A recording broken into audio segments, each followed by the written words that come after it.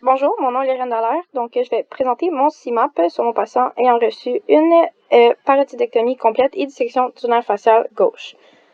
Pour commencer, je vais parler dans le fond de la physiopathologie qui a mené à la tumeur maligne. Il y a eu une altération du processus de régulation de la croissance cellulaire de la topose, donc mort cellulaire programmée, de la différenciation cellulaire qui a conduit à la prolifération anarchique des cellules et à la formation de métastases, caractéristiques fondamentales d'un cancer, qui a causé une tumeur maligne au niveau de la glande parotide d'environ 2 cm. Ceci a mené à son admission sur l'unité de chirurgie pour une parotidectomie complète et dissection du nerf facial gauche. On peut voir qu'il y a eu des points de suture du haut de l'avant de l'oreille jusqu'au milieu du cou. Ceci concerne mon patient, je vais le présenter. John Doe, homme de 54 ans, antécédent, tabagisme, alcoolisme, œdème, pneumonie, dépression, anxiété et TDAH. Cette tumeur-là a été diagnostiquée par biopsie, par aspiration à aiguille fine. Le patient a reçu un TDM et un IRM pour l'extension de la maladie. Pour commencer, poursuivre, on va parler des facteurs de risque présents et possibles qui ont un impact sur l'apparition de sa tumeur. Présent, on avait consommation d'alcool, âge, tabagisme, sexe, prévalence chez les hommes. Possible, on avait mauvaise alimentation, prédisposition génétique comme le syndrome de Li-Fraumeni, facteurs environnementaux comme une exposition prolongée à des rayons ultraviolets. Poursuivre, on va parler des manifestations cliniques préopératoires et celles post-opératoires, possibles et actives. Possible, en préopératoire, on avait paralysie faciale complète ou partielle, douleur cervicale, perte de poids, infection locale. Active, on avait masse palpable indurée de 2 cm, douleur faciale, faiblesse faciale, engourdissement. En post-opératoire, on avait possiblement une paralysie faciale permanente, infection du site, syndrome de Frey, fistule salivaire et active, rougeur autour du site, inflammation au niveau du site chirurgical, affaiblissement des muscles faciaux et douleur. Ensuite, on va parler des complications présentes et celles possibles. On va commencer par celles qui étaient présentes du diagnostic et de la chirurgie. On avait déshydratation, constipation, douleur persistante de l'oreille au cou avant et après chirurgie, compression des structures voisines telles que les nerfs et les vaisseaux sanguins propres au diagnostic. Ensuite, saignement, hématome lors de la chirurgie et post-op qui ont nécessité la mise en place d'un drain hémovac qui était noté dans le dossier qui devait avoir un retrait de celui-ci au 2e jour post-op. On avait aussi des pansements stéristrip pour garder le site chirurgical, dans le fond, les points de suture bien en place. Ensuite, complications possibles. On retrouvait troubles de la fonction salivaire, hémorragie, thrombose veineuse profonde, formation de fistules salivaires, niveau de sédation trop élevé post-chirurgie plus médication opioïde. Possible, mais qui n'est pas survenu, on avait paralysie, du moins quand j'étais là, paralysie partielle ou complète du côté gauche du visage.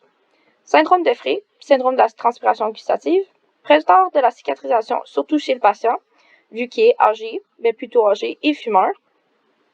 Complications esthétiques dues à la cicatrisation, notées comme cicatrice esthétique dans le dossier. Infection post-opératoire, troubles neurologiques dus à la dissection du nerf facial. On est prêt à passer au, traitement pharmacologique et non pharmaco. Il y en a un seul qu'on a utilisé, du moins quand j'étais là, application de glace.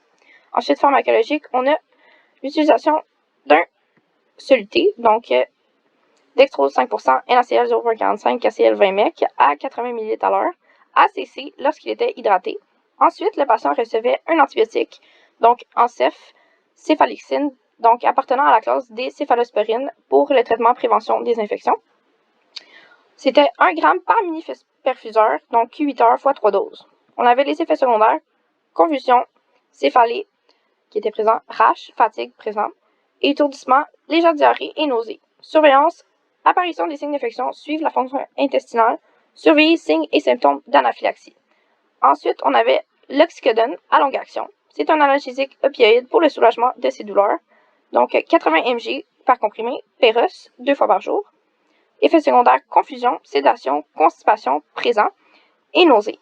Surveillance infirmière, on va venir surveiller la pression artérielle, fréquence respiratoire, pouls, PQRSTU, pour la douleur, signes de dépression respiratoire. Ensuite, on avait le Pentaloc, pantoprazole sodique, anti-ulcéraux, anti-ulcéreux, inhibiteur de la pompe à protons, donc 40 mg par comprimé, donc Perros une fois par jour. Effet secondaire, douleur abdominale et diarrhée non présente. Surveillance infirmière, suivre de près les épisodes de douleur épigastrique ou abdominale, sang occulte ou apparent dans les selles. Ensuite, on a le prégabalin, donc prégabaline, un analgésique pour soulagement des douleurs aussi. Donc, effet secondaire, somnolence, œdème périphérique, étourdissement, sécheresse de la bouche, xérostomie. Donc, surveillance infirmière, changement d'humeur et douleurs neuropathiques, faire le PQRST. Ensuite, ici, dans la couleur plus pâle, on a les PRN.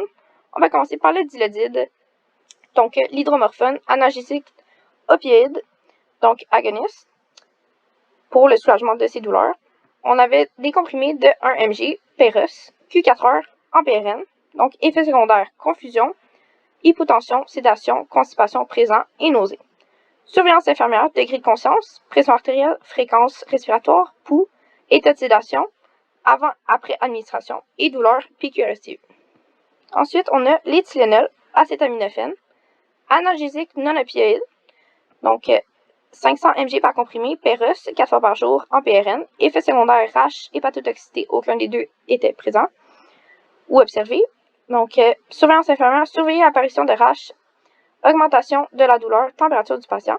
Ensuite, ici, on a le cyclobenzaprine, donc un relaxant musculo-squelettique à action centrale, 10 mg par comprimé, Perros, PRN, effet secondaire, étourdissement, somnolence, sécheresse buccale, xérostomie qui était présent.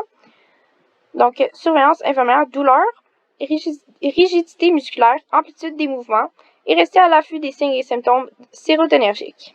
Donc, pour poursuivre, je vais venir plus détailler les manifestations infirmières reliées aux manifestations cliniques et complications possibles et actives post-op. Donc, on en a 3 ici. Donc, le premier, c'est surveillance des signes et surveillance des signes vitaux et de la saturation en oxygène. Donc, le but ici, ça serait de détecter les signes précoces comme la dépression respiratoire ou une désaturation en oxygène, qui peuvent être des effets secondaires de l'anesthésie générale ou même des signes de saignement interne.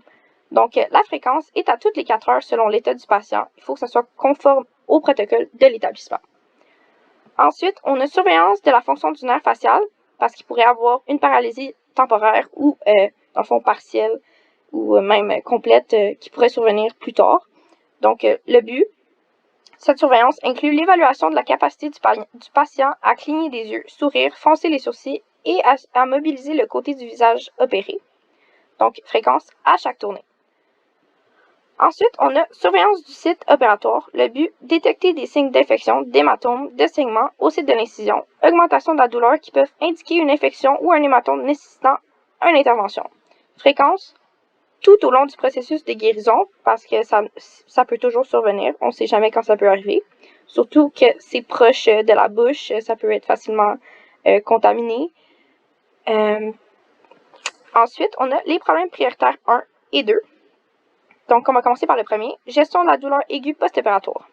Donc, ça comprend ici, comme intervention, administration d'analgésiques, donner les médicaments analgésiques prescrits et évaluer l'efficacité de la médication en surveillant la douleur du patient à l'aide d'une échelle de douleur, toutes les 2 à 4 heures. Ça, c'est général, mais c'est plus par rapport au patient.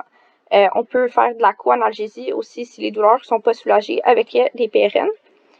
On a aussi application de froid, appliquer des compresses froides sur le site opératoire, selon le protocole de l'établissement encore une fois, pour réduire l'inflammation et soulager la douleur. Deuxièmement, on a prévention des infections, donc surveillance du site opératoire, inspecter régulièrement la plaie pour détecter les signes d'infection, documenter les observations et informer le médecin en cas de signe, maintien de l'asepsie, donc effectuer les soins de plaie en respectant les protocoles d'asepsie, et administration d'antibiotiques en CEF via mini-perfuseur pour traiter et prévenir les infections.